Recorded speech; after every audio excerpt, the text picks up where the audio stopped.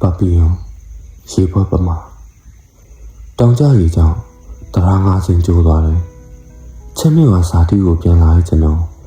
အိမ်ကိုပြန်မရောက်နိုင်သေးဘူးလမ်းပေါ်မှာ2ညနဲ့3ရက်ရှိနေပြီလူတစ်ခုလုံးလည်းစုပ်ပြတ်တက်နေခဲ့ပြီအဝေးပြေးဘတ်ပေါ်မှာခွေခေါက်နဲ့ညောင်းညာကြိုက်ခဲစွာလိုက်လာခဲ့ရတာစိတ်အလုံးပြတ်စရာကောင်းနေခဲ့တယ်ဒီလောက်နှစ်ပေါင်းများစွာကြာနေခဲ့တာတော့ကျွန်တော်တို့ရဲ့တောင်တွေကြားကမြို့ကလေးဟာလမ်းမဆက်သွယ်ရေးအလွန်ညံဖြစ်နေစေပါရက်ပြည့်8ပါးထဲမှာ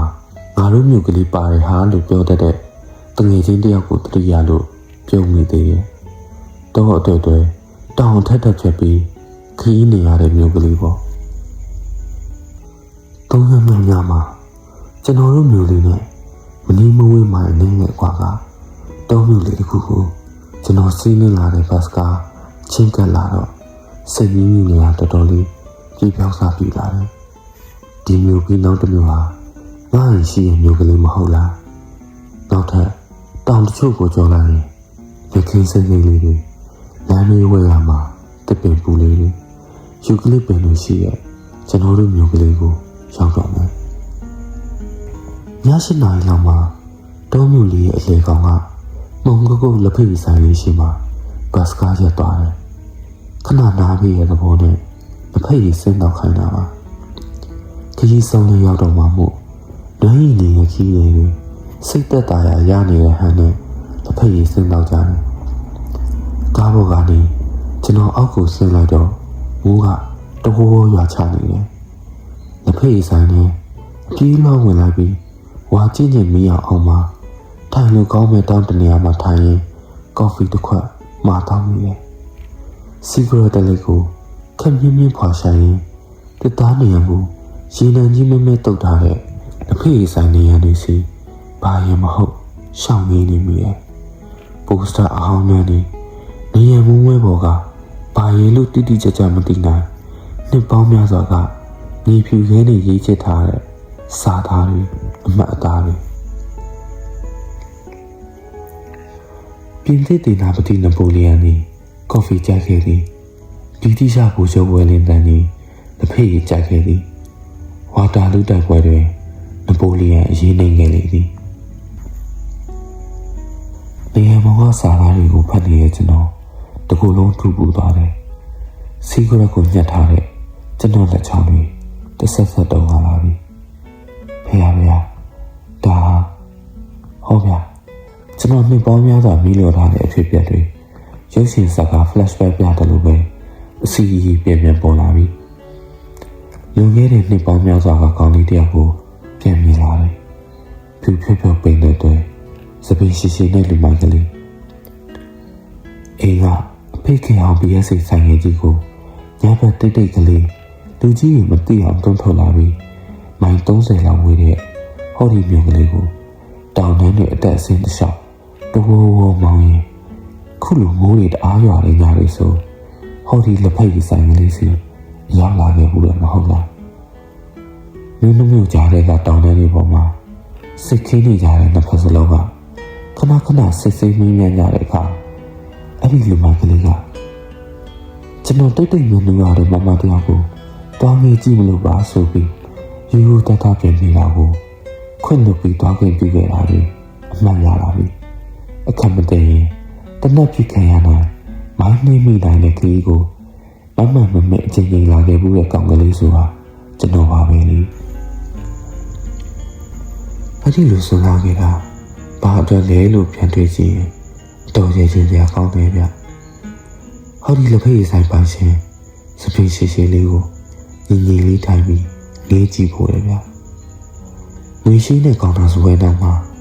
စပင်းဖားလာချပြီးထိုင်နေတဲ့မဟာဆန်တဲ့မမ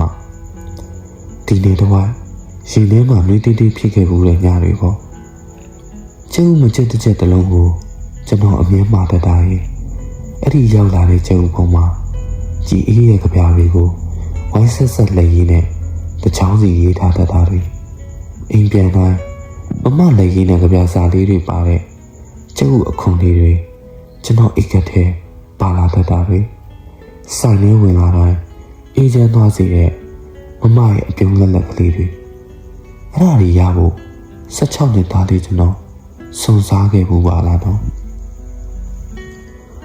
အဲ့ဒီကိစ္စတုံးစံအတိုင်းအပြင်မှာမျိုးခံကာလာတွေကရန်စားလို့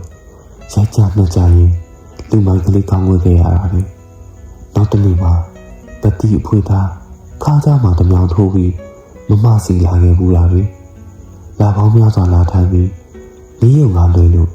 စကားတစ်ခုလေးတော့မပြောရခဲ့တဲ့ကောင်းလေးကိုကျုပ်အခုမှမှာအမောင်တတိလေးလုံးနဲ့လို့မမရေးပေးခဲ့ဘူးလားပဲကျွန်တော်စိုက်ကြည့်တိုင်းမချစ်မရဖြစ်နေဟန်လေးနဲ့အန်ကျိတ်ပြပြီးလာပြောတာလေမင်းကကိုချစ်နေတာမဟုတ်လားလို့ထင်ရတဲ့နာကျင်နေတဲ့မြုံဝင်းညင်ညုံလေးတွေနောက်ဆုံးမမအိမ်တော်ပြီးရမယ်လို့သိရတဲ့နေ့ကကျွန်တော်တောက်လက်စားကော်ဖီခွက်ကလေးဟော်ဒီဆိုင်ထဲမှာ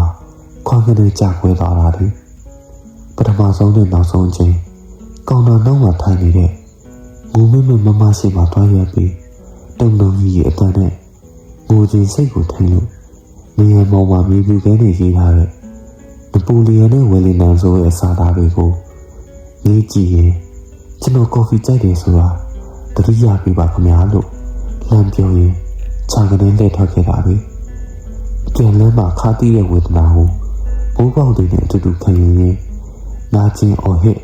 ငိုယိုခဲ့ဘူးတာတွေအကုန်လုံးတတိယလာတယ်ခီးတွေကားမပြန်တတ်ကြပါခီးဆက်ရအောင်ကားထွက်ပါရဲ့အော်တန်မှာဘိုးပေါက်ကြတာတွေကြားတယ်ဆူးရှက်ရှက်ထွက်လာတော့မှကျွန်တော်တတိဝင်လာတယ်စိတ်လှုပ်ရှားနေတဲ့ကျွန်တော်မတည့်ရလိုက်တယ်မထေဝါလာတဲ့အဖေးဆိုင်မှုတ်ကုတ်ကုတ်လေးထဲမှာစပွဲလိုတရားမှရှိမနေခဲ့ဘူးဟိုးချိန်ကလိုကောင်တော်နောက်မှာမိမတယောက်ရက်ပြီးခီးတယ်တွေကိုကြားသိနေတက်ချက်ပေးနေတယ်အားလုံးပြီးအောင်ကျွန်တော်စောင့်နေလိုက်တယ်နောက်ဆုံးကျွန်တော်ပဲကြံတော့မှအဲ့ဒီအမျိုးသမီးနဲ့မနှချင်းဆိုင်လိုက်တယ်ကောင်တော်နောက်ကကလေးလေးပေါ်မှာကလေးလေးများပူကဲလို့ကွကွလေးအိတ်နေကြတယ်သိကြပါလေဒါဟိုးနှစ်ပေါင်းများစွာကနမေကိုတော့ကျွန်တော်မတိရှာခဲ့တဲ့ကျွန်တော်မမဆိုတာလောကဓာတ်ကဘလောက်တောင်ထူထောင်ထားခဲ့ပြီလဲသူ့အမျိုးသားဆိုတာပမာလဲတယောက်တည်းလားအလုံးမင်းဥစားနေတဲ့မျက်နှာပေါ်မှာလောကကိုညှို့နေတဲ့အရေးအကဲတွေနဲ့ပိန်သေးသေးလေးဖြစ်နေပါကောလားကော်ဖီတစ်ခွက်စီဂရက်တစ်ခုဆိုတော့ပတ်စံတန်နေတဲ့သူမှစကားတန်ရက်သွားတယ်တထောင်နဲ့သူ့ရဲ့ကိုလှမ်းမိနေတဲ့ကျွန်တော်လက်ချောင်းတွေကစောက်တီးရမရတော့အောင်တိတိတတ်တာတော့ဟာပြရကိုမြင်ပါခဲ့ပြီအော်နေတဲ့မျိုးနဲ့ကျွန်တော်မျက်နှာကိုမောကြည့်လာတယ်ကျွန်တော်ဘေဘန်လက်ကမျက်နှာပေါ်ကမျက်နှာကိုဆွဲဖယ်ပြလိုက်တယ်အမအတမ်းမထွက်ပဲသူ့နှုတ်ခမ်းတွေကတလုံးလုံးတရားရနဲ့ရေရွယ်သွားတယ်ရင်မထဲမှာကျဉ်တတ်သွားတယ်သူကျွန်တော်ကိုမမေ့သေးဘူးပေါ့ထိတ်လန့်မှုမယုံကြည်မှုဆွေးရိတ်တမ်းမှုတွေ့ဝေမှုစိတ်ခံစားမှုတွေအများကြီးသူ့မျက်နှာမြင်ပေါ်ဖြတ်ပြေးသွားတာကျွန်တော်မြင်နေရတယ်ကျွန်တော်ကိုယ်တိုင်လည်းစိုးနေနေခဲ့ပြီကောင်းဒီလမ်းပေါ်မှာကြာမှတလေးဝင်လာတယ်မျက်နှာကိုပြန်တက်တထောင်တန်လေးကိုသူ့လက်ထဲထည့်ပေးလိုက်ရင်သူ့မှာကြားအောင်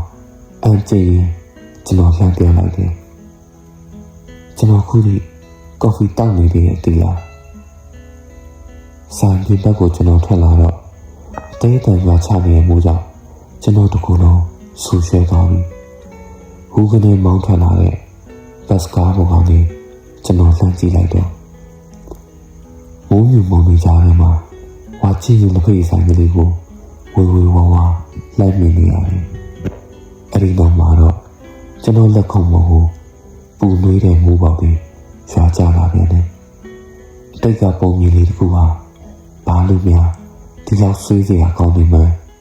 ကျွန်တော်မသိတော့ဘူးဗျာ